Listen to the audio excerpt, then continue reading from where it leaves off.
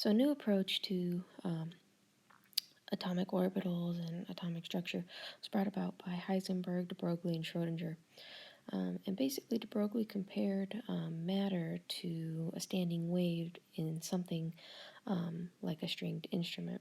So basically, you have nodal planes, so basically locations where there is no wave. And then you have areas where there are waves. And in these areas, you specifically have a whole number of waves present. So the understanding of the waved instrument is not important. But what's important is that the comparison that was made allowed Schrödinger to come up with a mathematical construct that gives us the structure of atomic orbitals as we understand them today. So as I was saying, when it comes to the waves associated with the stringed instruments, you have these whole numbers, and there's only specific waves allowed depending on the string that's being plucked.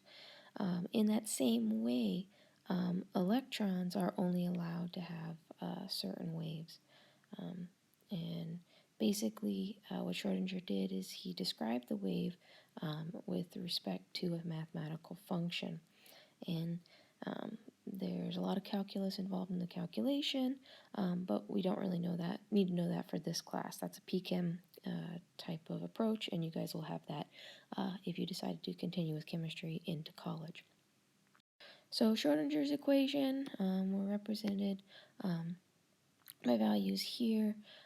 This is a Hamiltonian operator, the symbol psi.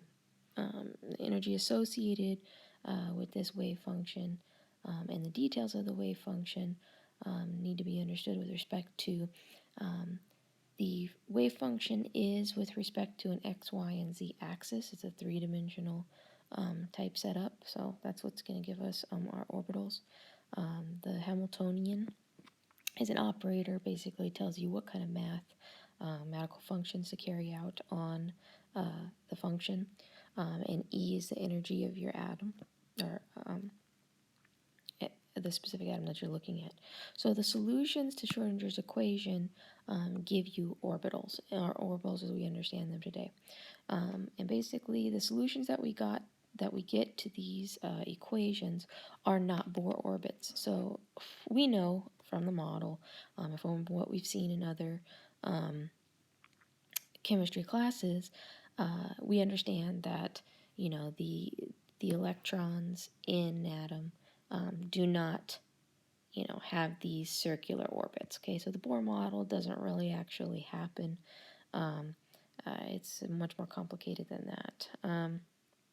And the last thing we understand about Schrödinger's equation is basically that the energy levels, or the solutions to Schrödinger's equation are going to be tied to specific energy levels. So the solutions are going to tell us information about the orbitals, including things like shape and things of that sort in the 3-dimension.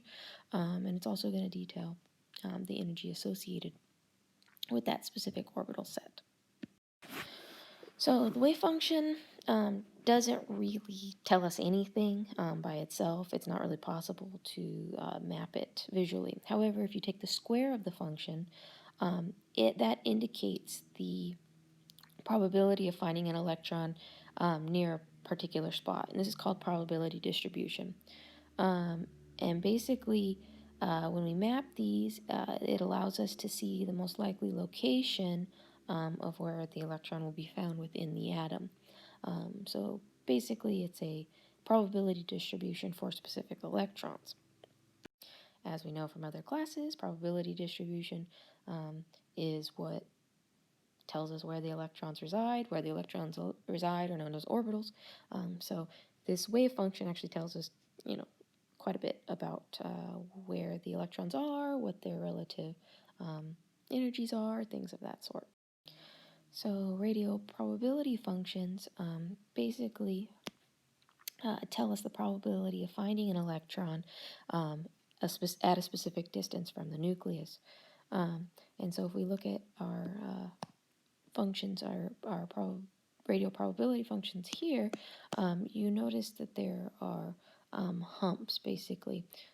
These large humps indicate the most probable distance that electron will reside in uh, from the nucleus location. So basically, the bigger the hump, the more likely the electron is going to be there, and its distance from the nucleus is indicated by the radial distribution along the x-axis. So the 1s has this hump here. Your 1s electron is going to be as close to the nucleus as possible. If we look at a 2s orbital, we have one hump here. Notice the most likely distance is, approximately 3 angstroms from the nucleus. However, there is the small possibility that it'll be closer. If we look at 3s orbitals, okay, there are a few other locations, but the most probable distance is approximately 7 angstroms. Now, I also want you guys to notice basically the points where there is 0 probability of finding an electron. And these locations on these radial probability functions are called nodes, and that's the location where you have 0 probability of finding an electron. And so basically, when you utilize Schrodinger's equation, you get locations where you will have electrons from the calculation, and you get locations where there are going to absolutely be no electrons. And so basically, you have two components, where electrons can be and where electrons are not going to be. And this does connect somewhat to the wave representation in a stringed instrument. If you go back to the original slide, you'll notice that there were locations where the wave had amplitude, it had height, and then there were basically locations, or those nodal locations, where there wasn't any amplitude. So there is connections. If you want to read more about the connection between the two, you can. Just the main understanding is that these calculations are taking these wave properties, properties of electrons, and allowing us to figure out their location with respect to the equation. So the size of orbitals are basically where 90% of the total electron probability resides. So what does that mean? That means that an orbital is going to be dictated by where you have a 90% chance of finding the electron. Okay, so unlike Bohr's approach, they're not going to be a certain distance. The electron is not going to reside at a certain distance, but a most probable distance. Remember, we're looking at a probability curve. We looked at radial distribution curves. Remember that they're in the 2s and the 3s example, there were locations where the electron could reside that were closer to the nucleus. You saw multiple humps on both of those examples. However, most of the time, the electron is going to reside with the largest hump, as we saw on the curves. And so, we typically look at our orbitals with respect to the most probable location. However, understand there are potentially other distances that could be being utilized because of what we saw on those radial distribution curves. So the first solution from Schrodinger's equation was for the 1s orbital, and it's spherical. It looks like this, and there's a 90% probability of finding an electron along this sphere. However, there are many other shapes available, and then basically these shapes are derived from the nodes and the density probabilities. S, P, D, and F orbitals are what we're going to need to know for this class, and you guys should be able to identify their shape and their various orientations. So the s orbital, as we indicated, it's spherical in shape. Basically, if each s orbital is able to hold 2 electrons, we'll talk about those details a little bit later. The energy and the orbital size increase as your principal number, quantum number increases. So if we're dealing with a 1s orbital, it'll be spherical, but the electrons that are there will be closer to the nucleus than, say, a 2s, an electron in a 2s orbital, and that trend continues with a 3s orbital. So both energy and size increases as we go from a 1s to a 3s orbital. P orbitals have this dumbbell shape. It does have a node. Okay, remember a node is a location where there's a 0 probability of finding electrons. So notice the nodes are here, in between here, and in between here. So these basically bubbles are the high probability areas of having electrons reside, while the nodal points between the two areas is where electrons will never be. Now, when you have or you're dealing with p orbitals, you're dealing with a set of 3. So each p orbital can fit 2 electrons, but when you have your 3 p orbitals, you can fit a total of 6 electrons. Now, what's different between the s orbital and the p orbital is that each p orbital has directionality. It has an orientation along the x, y, and z axis. And we differentiate these orbitals to, identify types of bonding and things of that sort. Remember that these are solutions to Schrodinger's equation. So these are not just made up. They're actually connected to a mathematical construct. Okay, so what I want you guys to notice is how we name these. Okay, so we're talking about, in this specific case, we're talking about, 2p orbitals. So that 2 is identifying your principal quantum number associated with the electrons and stuff that are being looked at and put into these orbitals. Now I want you to notice that you have the 2p sub x, 2p sub y, and 2p sub z. So we would call these the 2px, 2py, and 2pz orbitals. And what I want you to notice is that the subscript x, y, and z is an identifier in terms of the orientation along the x, y, and z axis. So 2px, notice that the p orbital lies along the x-axis. Okay, the 2py, it lies along the y-axis, and the z, 2pz, lies along the x-axis. So basically, the directionality is dictated by these subscripts, and they're actually a specific orientation in space. You would want to identify that so that you could be comfortable with organizing these in a way that matters. So if we were to have all of these, be looking at a specific example with all of these types of orbitals, we're not going to have 3 separate axes. Remember that these 2p orbitals are all on a single atom. Okay, so if we were to look at these with respect to basically being on a central atom, they would look more like this. So you would have your 2py. You'd have them running here along this y-axis. Okay, and then you would have also your 2pz along the z-axis. So they would be clustered all together. And this type of stuff is going to be important when we talk about bonding in a couple chapters from now. Double bonding, triple bonding, the orientation of these types of orbitals is really going to matter.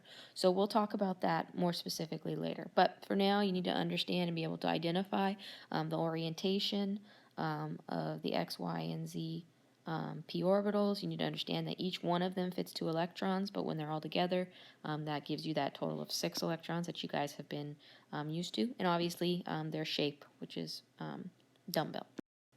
D orbitals are basically generally clover shape, although we kind of have one over here that has a kind of a dumbbell slash donut shape going on. Basically, d orbitals, there's 5 of them. They fit a total of 2 electrons each for a total of 10 electrons for all 5 d orbitals. These also are obviously oriented along an x, y, and z axis. However, what I need you guys to notice is that they can be on axes, like we see with examples here, but they can also occur between axes. Okay, so it's the orientations are somewhat different than what we see with the p orbitals. The p orbitals are actually on the axes. With d orbitals, there's different orientation options. So let's go ahead and look at how we detail these clover-shaped orbitals. So if we look at this first example here, we have a dx sub xz, or dxz orbital.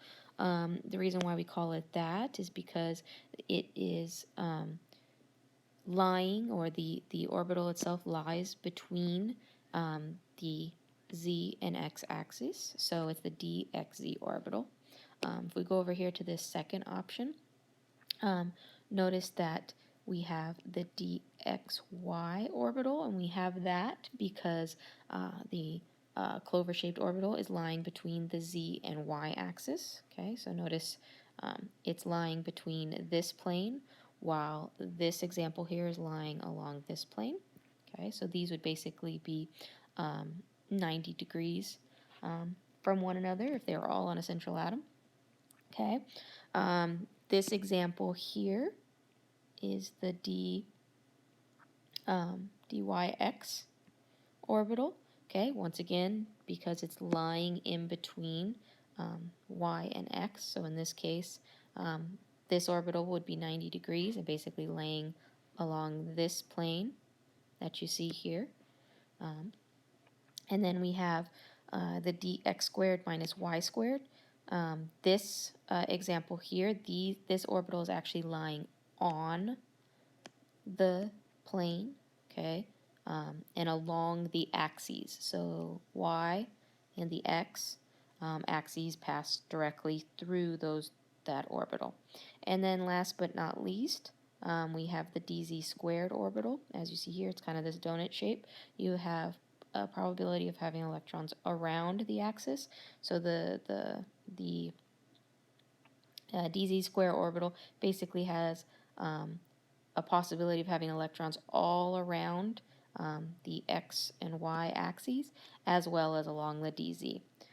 So the d orbitals, obviously they're clover-shaped. Some of them lie along the axes. Some of them have electron density probability between axes, as we see primarily with these. But understanding their orientation, their shape, their identity, those are the expectations. Remember, there are 5 d orbitals. Each one of them holds 2 for a total of 10 electrons possible in the d orbital set. And our last set of orbitals that we're going to be looking for in this class are f orbitals. I'm not going to expect you guys to identify these. We kind of go from, okay, we can follow what the d and the p and the s orbitals look like around the axis, to basically getting these really crazy unique shapes.